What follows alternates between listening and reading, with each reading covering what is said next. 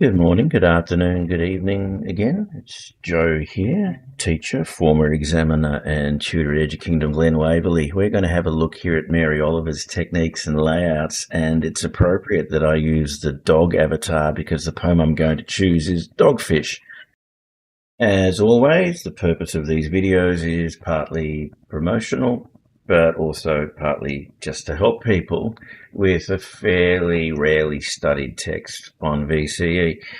I wanted to share with you an observation I like to make about texts where possible, particularly texts where the way the text is put together seems to actually mirror the themes of the text itself, so that you can suggest that it's not just literally that a text is exploring something, but schematically, figuratively, or visually. Now, a lot of Mary Oliver's poems are a visual experience in the sense that she invites you to see things with her, she shares what she's witnessed, but she's also designed her poetry to be a strikingly visual experience itself. Let's have a look at Dogfish because one of her classic strategies is in play here. These little guys, they actually have a technical term. They're called flurons or florons, depending on where you come from. It's a bit like the pronunciation of apostrophe and apostrophe, whether you want to go with the Greek pronunciation I mentioned in the previous video. But the fluron is here. You might want to consider why she does that. I mean, not only are we now relying on her language or her line spacing to create a sense of her thoughts and progressing from one to the other, often jumping. And have a look at the move from, and you know what a smile means, don't you? Which is an invitation to share some kind of understanding. Of course, the irony here is I don't think we know what a smile means. Perhaps the speaker themselves has a sense of it, but it's a bit like when Mary Oliver tells us that we do not have to be good. She's got a particular meaning in mind, but she's also part of the point, I think, is that her individual speaker's experiences and personality have led her to view the world in a certain way. So you can imagine almost standing alongside the speaker here, and she says, well, you know what a smile means, don't you? And that tells you as much about them as it does about anything else. I mean, I know what a smile means, but you seem to think that I have the same interpretation that you do.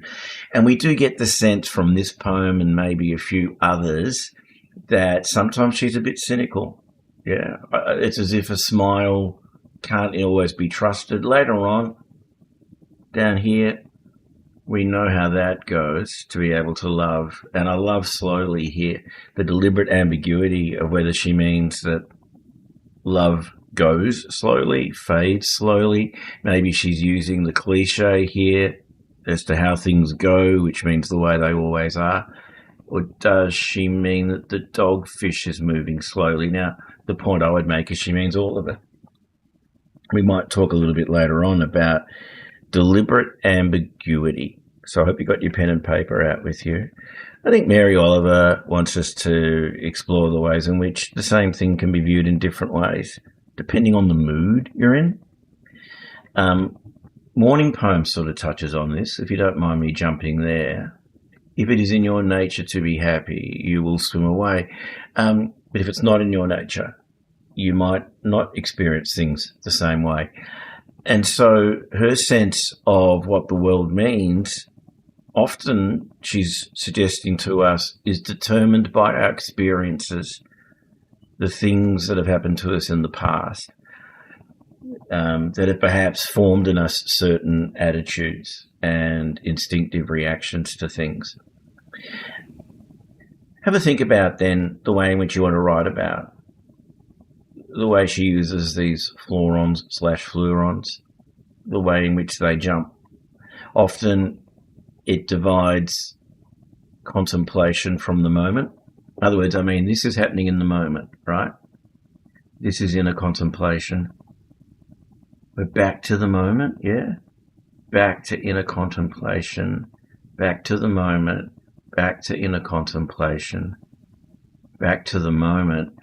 And then that's why it's interesting, isn't it? Because this is both, isn't it? Looking for an easier world, they can do it. I don't think she just means the dogfish. I think she means all of us. And again, just because poetry in this instance doesn't have your simple rhyming patterns, your predictable four-line stanzas, doesn't mean she isn't establishing patterns. I wanted to show you how I annotated this poem as I was preparing to teach it. Keep in mind, of course, I'm only giving you general guidance here.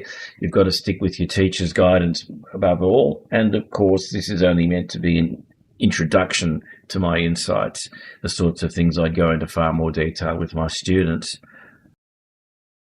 You can annotate any way you want. I tend to annotate the things that stand out to me.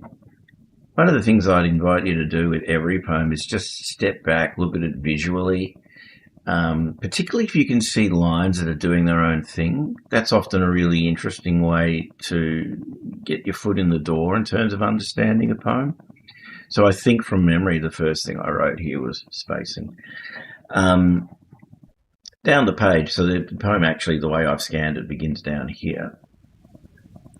And you can see I've sort of making notes to myself about the things I've already mentioned to you. I want to talk about the literary illusion here in a second, but one of the things you may want to do, so again, pen and paper time, when you're looking at her poetry, is just keep an eye on the pronouns. In the previous video, I talked about speaker, listener, the way in which you can construct some of her poems as a dialogue, or at least an experience in eavesdropping. I was very conscious with this poem the way in which the pronouns progressed. So you can see the annotation I made to myself. He literally describes the dogfish as a thing. Then she turns to you. Then it's I, and it bounces back and forth between I and you. Then it's it, and then there's this collective experience, isn't it? So it's gone from thing, you, I, it to they. And I said before, the pattern with these flurons is that in the end we are expecting inner contemplation, which to some degree it is, but it's also merged with outside experience. And so that this is perhaps the universal conclusion that the speaker reaches, that in living our lives, we've got to not waste time looking for an easier world, which wouldn't you suggest is what she's doing over here? I wanted the past to go away. I wanted to leave it. Maybe, and again, ambiguity of this poem, maybe the irony of this poem is she's found her answer to what she's contemplating over here. Whether she's aware of it or not, we're not sure. Because in the end, one of the words I'd like to use to describe a lot of her poetry is struggle. I don't necessarily mean combative struggle. I just mean the everyday task of finding a way through, of making sense of things, even beautiful things. You know, this is one of those moments, if you just bear with me, let's do that trick I was talking about before. I wonder if she uses the word struggle at all in her poetry.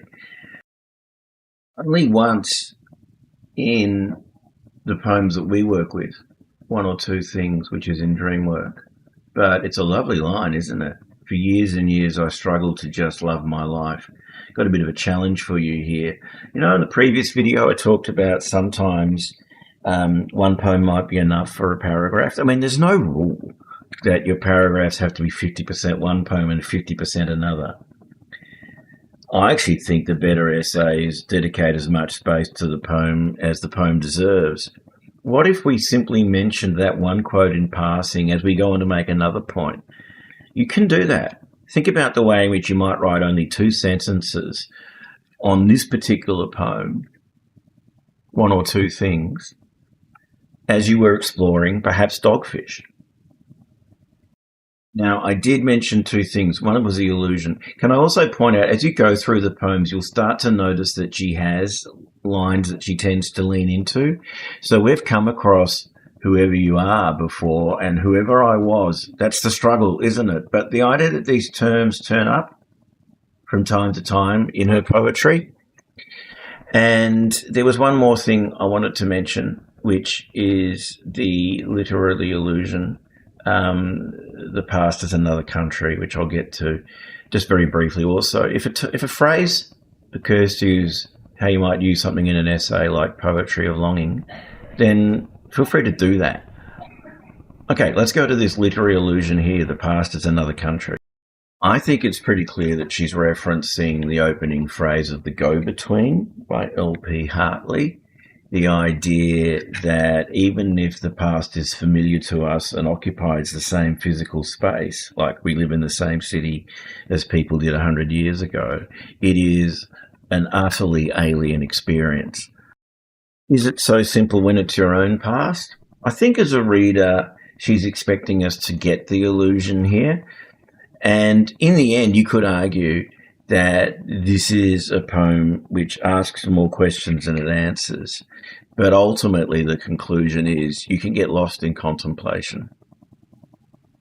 I wonder if you could say that this is the poetic version of that old Nike slogan, just do it.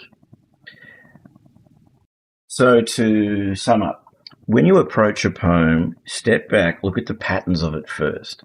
Look visually as to the way she shaped the poem. Look in particular for those lines that stand out, that maybe are longer than others, because the poem is a visual experience as well as a literary one. Second thing to think about as you start developing a greater knowledge of her anthology is, are not just similar themes occurring, but similar phrases. Let's see if we can make an observation in our essays that her poems are published in collections for a reason. They're not just meant to be read individually, they're meant to be read in coordination with each other.